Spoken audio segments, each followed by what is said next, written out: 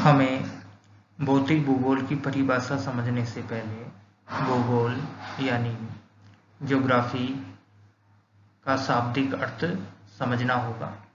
Geography किसे कहते हैं? ज्योग्राफी अंग्रेजी भाषा का शब्द है जो ग्रीक भाषा के ज्योग्राफिया शब्द से निकला है। इस शब्द का शाब्दिक अर्थ होता है पृथ्वी का वर्णन करना। ज्योग्राफिया शब्द का सर्वप्रथम प्रयोग इरेटोस्थनीज ने किया था और इन्हीं के बाद में इस विषय को पृथ्वी के विज्ञान विषय के रूप में पहचान मिली। वर्तमान विशेषीकरण के युग के चलते भूगोल विषय की व्यापक वस्तु इसकी दो प्रमुख शाखाओं, पहली भौतिक भूगोल, दूसरी मानव भूगोल, अनेक उपशाखाओं में विभाजित हो गई। उदाहरण के लिए भौतिक भूगोल से भूआकृति विज्ञान, जलवायु विज्ञान, समुद्र विज्ञान, जैव भूगोल, मृदा भूगोल आदि उपशाखाएं विकसित हुई।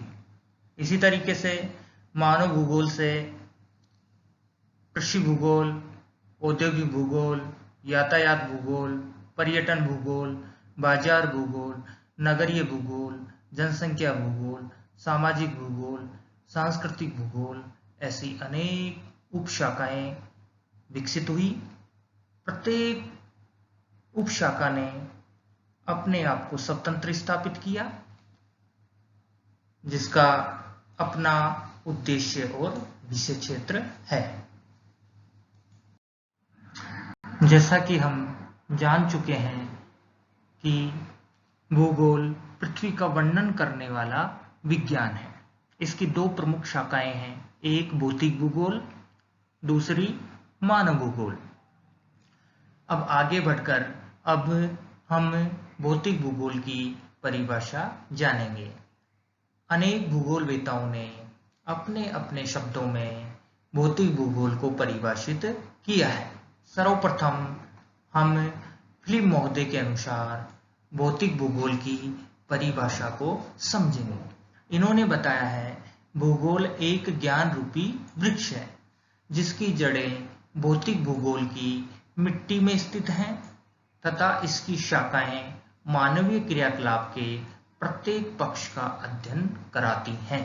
अर्थात इनके कहने का मतलब है, भूगोल जो एक ज्ञान रूपी वृक्ष है, इसका निचला भाग भौतिक पर्यावरण से संबंधित है और जो भौतिक भूगोल के विषय क्षेत्र के अंतर्गत आता है, जबकि इसका ऊपरी भाग सांस्कृतिक पर्यावरण का हिस्सा है जो मानव भूगोल के अंतर्गत शामिल किया जाता है। कांट महोदय ने भी अपने शब्दों के द्वारा भौतिक भूगोल को परिभाषित किया है। इन्होंने बताया है, भौतिक भूगोल विश्व ज्ञान का प्रथम भाग है तथा सारभूत प्राथमिक तथ्य है जिसके द्वारा संपूर्ण विश्व का बोध होता है। इनके कहने का मतलब है कि भौतिक भूगोल एक ऐसा विषय है जिसके द्वारा हमें संपूर्ण विश्व के बारे में जानकारी प्राप्त होती है। उदाहरण के लिए हम जानना चाहें दुनिया के कौन कौन से भागों में किस प्रकार का धरातल है, मिट्टियां कैसी हैं, वनस्पति किस प्रकार की है, जलवायु कैसी है, ये सब जानकारी हमें भौतिक भूगोल से ही प्राप्त होती है। आर्थर होम्स महोदय द्वारा प्रस्तुत भौतिक भूगोल की परिभाषा अन्य विद्वानों की अपेक्षा अधिक महत्वपूर्ण है। इन्होंने बताया है, भौतिक पर्यावरण का अध्ययन ही स्वयं में भौतिक भूगोल है, जिसके अंतर्गत महाद्वीपीय एवं सागरीय सतह के धरातलीय उच्चावच, सागरों का तथा महासागरों का तथा वायु का अध्ययन सम्मिलित है। इनका मानना है कि भौतिक भूगोल के अंतर्गत पृथ्वी के भौतिक पर्यावरण का अध्ययन किया जाता है, जिसके अंतर्गत स्थल मंडल, जल मंडल, वायुमंडल तथा जैव मंडल के विभिन्न पक्षों को शामिल किया जाता है। लोबेक महोदय ने भी आर्थर होम्स की तरह ही भौतिक भूगोल को भौतिक वातावरण का अध्ययन माना है। पियरे बाइट महोदय ने भी भौतिक भूगोल की एक सुंदर परिभाषा प्रस्तुत की है। इन्होंने बताया है, मानव सभ्यता से अप्रभावित पृथ्वी के दृश्य प्राकृतिक धरातल का अध्ययन ही भौतिक भूगोल है। इनका मानना है कि धरती पे वो सब जो कुदरत ने बनाया है, उन सब का अध्ययन भौतिक भूगोल में किया जाता है। स्ट्रेलर महोदय के अनुसार भौतिक भूगोल सामान्य रूप से अनेक भूविज्ञानों का समन्वित अध्ययन है जो मानव के पर्यावरण का अध्ययन करते हैं। इनका मानना है कि भौतिक भूगोल अनेक भूविज्ञानों से मिलकर बना है। उदाहरण के लिए जीव विज्ञान, समुद्र विज्ञान, जलवायु विज्ञान, भूगणित और भूविज्ञान आदि। भौतिक भूगोल के विषय क्षेत्र के अंतर्गत प्राकृतिक तत्वों, भूआकृतिक प्रक्रमों की उत्पत्ति, स्वरूप एवं वितरण का अध्ययन वैज्ञानिक प्रमाण एवं तर्कों के आधार पर किया जाता है। भौतिक भूगोल के अंतर्गत अनेक भूविज्ञानों का समावेश है। इसके विषय क्षेत्र में पृथ्वी के ग्रहीय संबंधों, स्थल मंडल, जल मंडल, वायुमंडल एवं जैव मंडल का अध्ययन सम्मिलित है। आरेखीय प्रदर्शन के द्वारा हम भली भांति समझ सकते हैं कि किस तरीके से पृथ्वी के चारों मंडल एक दूसरे से संबंधित है। स्थल मंडल, जल मंडल, वायुमंडल, ये तीनों के सम्मिलन क्षेत्र में जहां जीवन के अनुकूल परिस्थितियां उत्पन्न होती हैं, एक नए मंडल का सर्जन होता है और वो मंडल है जैव मंडल। और इन चारों मंडलों को ऊर्जा का जो संचार होता है वो मुख्य रूप से सूर्य से होता है। अध्ययन की सुविधा की दृष्टि से भौतिक भूगोल के विषय क्षेत्र को हम 5 वर्गों में बांटकर अध्ययन करेंगे, जिसका पहला वर्ग है पृथ्वी के ग्रही संबंध। पृथ्वी के ग्रही संबंधों के अंतर्गत जिन पक्षों का अध्ययन किया जाता है उनमें है पृथ्वी की उत्पत्ति, पृथ्वी का भूवैज्ञानिक इतिहास, सूर्य एवं अन्य ग्रहों से पृथ्वी के संबंध, पृथ्वी की गतियां तथा पृथ्वी की आंतरिक संरचना। पृथ्वी की उत्पत्ति के अंतर्गत उन प्राकृतिक घटनाओं एवं कारणों का अध्ययन करते हैं जिनसे पृथ्वी की उत्पत्ति हुई, और यह भी जाना जाता है कि किस तरह पृथ्वी जो प्रारंभ में तप्त, वीरान और एक बंजर ग्रह के रूप में थी, वो कैसे वर्तमान में सुंदर उपजाऊ ग्रह में बदल गई। इसके अतिरिक्त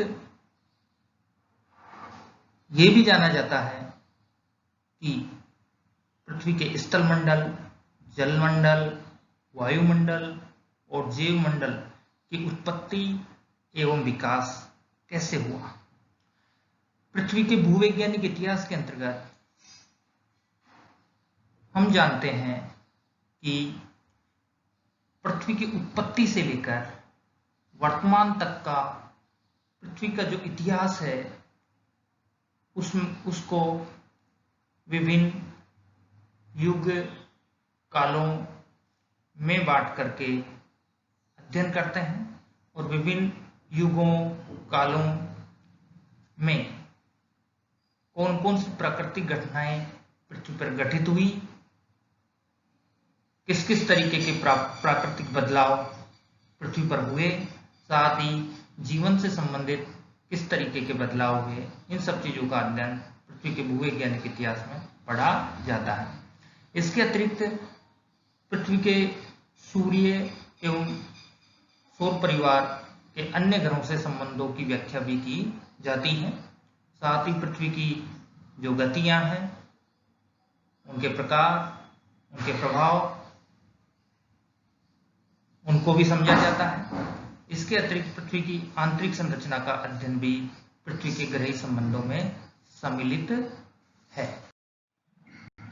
भौतिक भूगोल के विषय क्षेत्र का दूसरा वर्ग है स्थल मंडल। स्थल मंडल के अंतर्गत जिन पक्षों का अध्ययन किया जाता है उनमें है पृथ्वी के धरातल पर अवस्थित भिन्न भिन्न प्रकार की स्थलाकृतियों, उच्चाउच्चों तथा उनको जन्म देने वाले बल प्रक्रमों का अध्ययन सम्मिलित है। विभिन्न उच्चाउच्चों एवं स्थलाकृतियों के निर्माण के पीछे मुख्य रूप से दो प्रकार के बल सक्रिय रहते हैं। एक वो बल जो पृथ्वी के गर्भ में उत्पन्न होते हैं, जिन्हें अंतर्जात बल कहा जाता है। दूसरे वे जो पृथ्वी के धरातल या ऊपरी सतह पर उत्पन्न होते हैं, जिन्हें बहिर्जात बल कहा जाता है। स्थल मंडल के अंतर्गत इसके अतिरिक्त विभिन्न स्थलाकृतियों, उच्चाउच्चों के स्वरूप को निर्धारण करने वाली सेल संरचना और विकास की अवस्था का अध्ययन भी सम्मिलित किया जाता है। भौतिक भूगोल के विषय क्षेत्र का तीसरा वर्ग है जलमंडल। हम प्रारंभिक कक्षाओं से ही पढ़ते आ रहे हैं कि पृथ्वी की सतह का लगभग 71% भाग जल से आवृत है। यह विशाल जलीय भाग ही जलमंडल कहलाता है। जलमंडल के अंतर्गत जिन पक्षों का अध्ययन किया जाता है उनमें प्रमुख है सागर एवं महासागरों की उत्पत्ति व वितरण। सागर एवं महासागरों की उत्पत्ति व वितरण के अंतर्गत हम अध्ययन करते हैं कि ग्लोब पर स्थित सागर एवं महासागरों की उत्पत्ति कैसे हुई व उनका वितरण किस प्रकार है। इसके अतिरिक्त जलमंडल के अंतर्गत सागरीय नितल के उच्चाउच्चों का अध्ययन भी किया जाता है। सागरीय तली में मौजूद विभिन्न प्रकार के स्वरूप के स्थल रूपों, उच्चाउच्चों का अध्ययन किया जाता है। इसके अतिरिक्त जल के भौतिक एवं रासायनिक गुणों के अंतर्गत सागरीय जल का तापमान, उसकी लवणता, घनत्व, दाब आदि की व्याख्या भी की जाती है। इसके अतिरिक्त सागरीय जल की गतियां भी जलमंडल के अध्ययन का प्रमुख पक्ष है। सागरीय जल की गतियों के अंतर्गत समुद्री धाराएं, लहरें एवं ज्वार भाटा का अध्ययन किया जाता है तथा प्रवाल भित्तियों उनके उद्भव एवं विकास के लिए आदर्श दशाओं, उनके प्रकारों और प्रभावों का अध्ययन भी जलमंडल के अध्ययन का मुख्य पक्ष है। भौतिक भूगोल के अध्ययन क्षेत्र का चतुर्थ वर्ग है वायुमंडल। वायुमंडल के अंतर्गत जिन प्रमुख पक्षों का अध्ययन किया जाता है उनमें है वायुमंडल का संगठन एवं संरचना तथा वायुमंडलीय दशाओं जैसे सूर्यतप, तापमान, वायुदाब, पवनों की दिशा एवं गति, आर्द्रता के रूप, वायुराशियां, चक्रवात एवं प्रतिचक्रवात तथा विश्व जलवायु के प्रदेश। वायुमंडल का संगठन एवं संरचना के अंतर्गत हम अध्ययन करते हैं कि पृथ्वी का वायुमंडल कौन कौन से तत्वों से संगठित होकर बना है एवं उसकी संरचना कैसी है। वायुमंडलीय दशाओं के अंतर्गत मुख्य रूप से सूर्यतप के अंतर्गत हम अध्ययन करते हैं कि सूर्यतप क्या है, सूर्यतप के वितरण को प्रभावित करने वाले कारक, पृथ्वी एवं उसके वायुमंडल का ऊष्मा बजट तथा ऊष्मा संतुलन। तापमान के अंतर्गत हम अध्ययन करते हैं तापमान के वितरण को प्रभावित करने वाले कारक, पृथ्वी पर तापमान का लंबवत एवं क्षैतिज वितरण, तापीय विलोमता, पृथ्वी पर ताप कटिबंध। इनके अतिरिक्त वायुदाब, पवनों की दिशा एवं गति को प्रभावित करने वाले कारक, आर्द्रता के विभिन्न रूपों के अंतर्गत मुख्य रूप से बादल, उनके प्रकार, कोहरा, ओश, पाला, वर्षण के विभिन्न रूप। इसके अतिरिक्त वायुराशियां, चक्रवात तथा प्रतिचक्रवात, इनकी उत्पत्ति, इनका आकार, भ्रमण मार्ग, मौसम पे प्रभाव आदि तथा विश्व को विभिन्न जलवायु प्रदेशों में बांटकर जलवायु दशाओं का अध्ययन करना भी वायुमंडल के अध्ययन का मुख्य पक्ष है। भौतिक भूगोल के विषय क्षेत्र का अंतिम एवं पंचम वर्ग है जैवमंडल। जैवमंडल के अंतर्गत मुख्य रूप से वनस्पति एवं जीव जंतुओं की उत्पत्ति, उनका विकास, उनका वितरण, आवास तथा उनके पर्यावरण से पारस्परिक संबंधों की व्याख्या की जाती है।